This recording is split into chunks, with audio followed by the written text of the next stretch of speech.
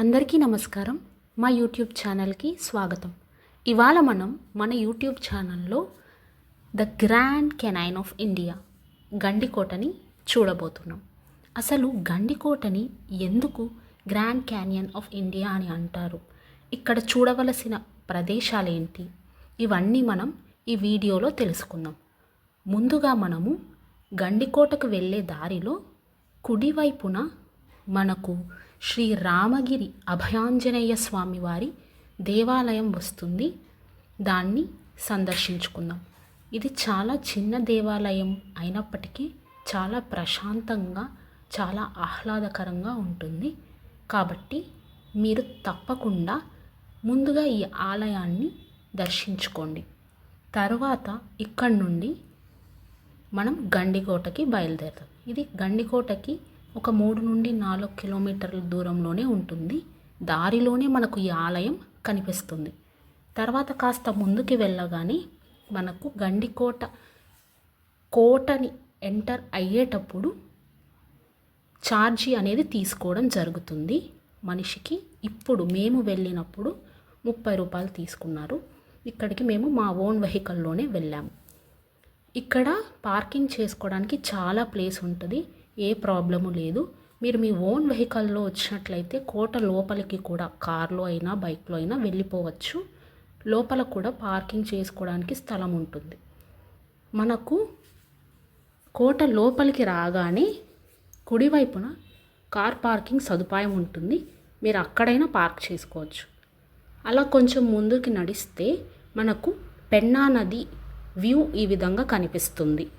అలాగే ఇక్కడ టెంట్లు కూడా వేసి ఉన్నాయి. ఇక్కడ క్యాంప్ స్టే చేయొచ్చు.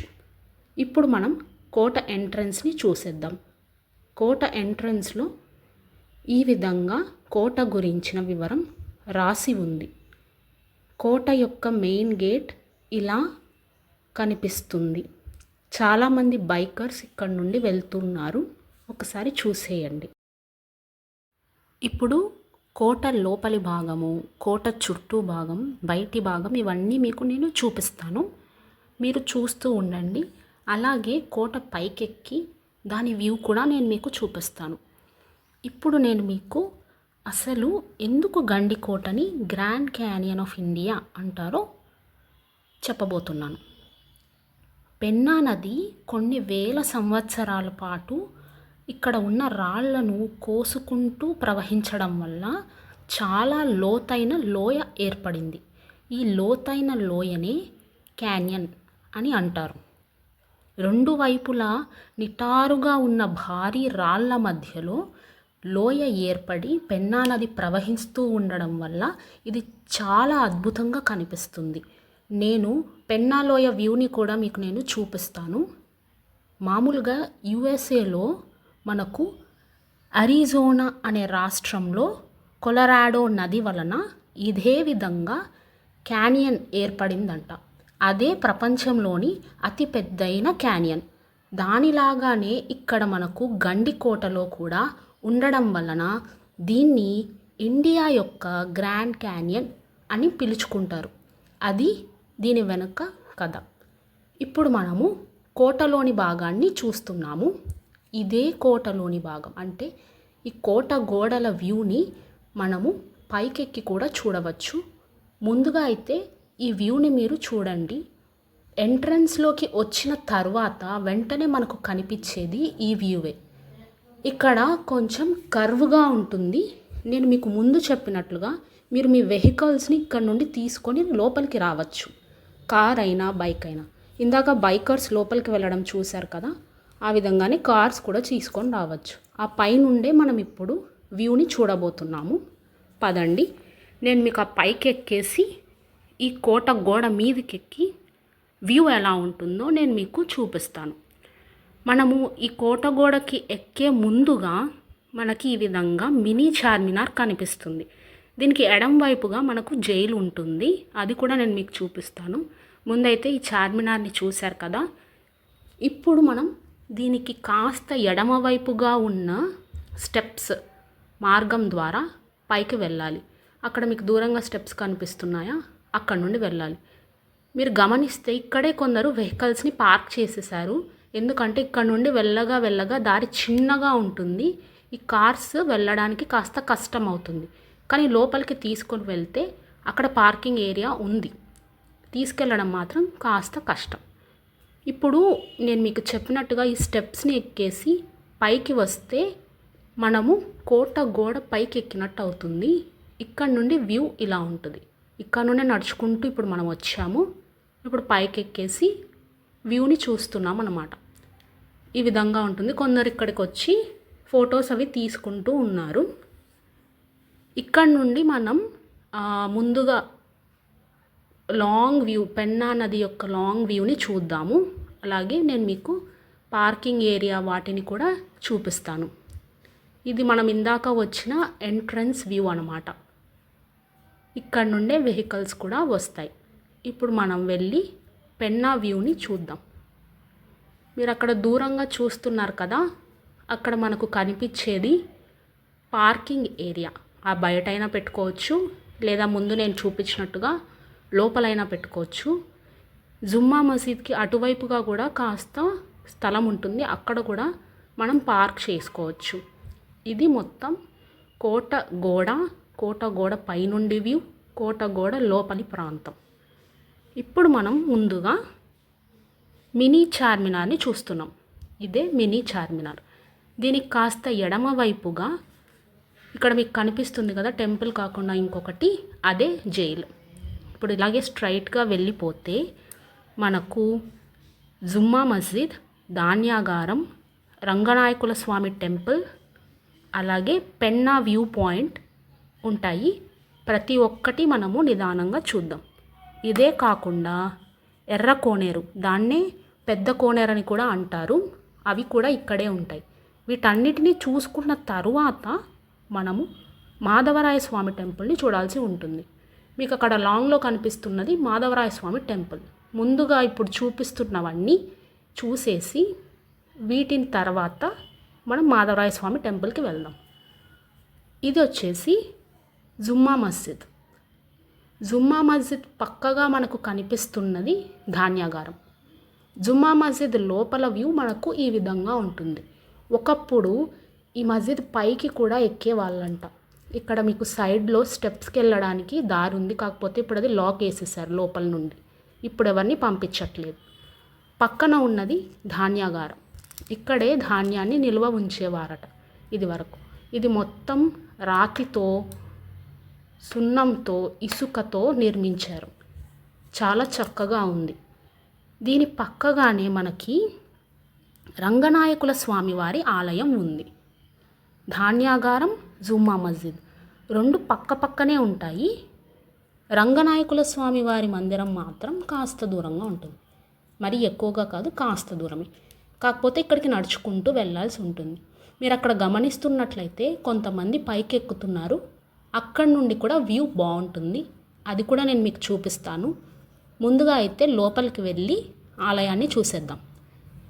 ఇక్కడ పేరుకు ఆలయం అని చెబుతున్నా ఎలాంటి మూర్తి లోపల లేరు. కేవలం ఇక్కడ శిల్పకళ, స్తంభాలు, చుట్టూ ఉన్న ప్రాంగణం చాలా అద్భుతంగా ఉన్నాయి. వీటిని చూడడానికే చాలామంది వస్తారు. అంతేకాకుండా ఇక్కడ అంటే ఈ ఆలయం పైనుండి వ్యూ పాయింట్ చాలా బాగుంటుంది. సాయంత్ర సమయంలో సన్సెట్ని, సూర్యాస్తమయాన్ని ఇక్కడ నుండి వీక్షిస్తారు. కాకపోతే మేము వచ్చే సమయంలో మేఘాలు ఉండడం వల్ల మాకు అవకాశం దక్కలేదు. సాయంత్రం టైంలో సూర్యాస్తమయం, ఉదయం టైంలో సూర్యోదయం రెండింటిని చూడాల్సి ఉంటుంది. సూర్యాస్తమయాన్ని రంగనాయకుల స్వామి వారి ఆలయం పైకెక్కి చూస్తారు. సూర్యోదయాన్ని పెన్నా లోయ వ్యూ పాయింట్ అని ఒకటి ఉంటుంది, అక్కడ నుండి చూస్తారు. నేను మీకు పెన్నా లోయ వ్యూ పాయింట్ని కూడా చూపిస్తాను. ఇదైతే రంగనాయకుల స్వామి వారి ఆలయం. ఇప్పుడు మనం ఒకసారి పైకెక్కేసి రంగనాయకుల స్వామి వారి ఆలయం పైనుండి వ్యూ ఎలా ఉంటుందో ఒకసారి చూద్దాము, పదండి. చూసారా, రంగనాయకుల స్వామివారి ఆలయం పైనుండి వ్యూ ఇలా కనిపిస్తుంది. మీకు దూరంగా మాధవరాయ స్వామివారి దేవాలయం కనిపిస్తుంది. అలాగే లాంగ్ వ్యూలో పెన్నా లోయ ఎలా ఉందో కూడా కనిపిస్తుంది. చాలా అద్భుతంగా అనిపిస్తుంది. మీరు కూడా టైం ఉన్నప్పుడు వెళ్ళండి. ఇప్పుడు మనము వ్యూ పాయింట్కి వెళ్దాం. వ్యూ పాయింట్ వచ్చేసి అక్కడ దూరంగా ఉంది. ఇక్కడ ఇప్పుడు చాలా బాగా డెవలప్మెంట్ జరుగుతుంది. ముందు ఇలా లేదు. ఇక పోను ఇంకా బాగా డెవలప్మెంట్ జరుగుతుందని నేను అనుకుంటున్నాను. ఇప్పుడు మీరు చూస్తున్నది వ్యూ పాయింట్. అంటే ఇంకా కాస్త ముందరికి వెళ్ళాలి. అక్కడ కూర్చొని కూడా ప్రశాంతంగా వచ్చే ఆ చల్లటి గాలిని ఆస్వాదిస్తూ చాలామంది అలాగే కూర్చొని చాలాసేపు ఉంటారు. నేను కొంచెం సేపు మాత్రమే ఉన్నాను మీకు వ్యూ పాయింట్ని చూపించడానికి. చూస్తున్నారు కదా.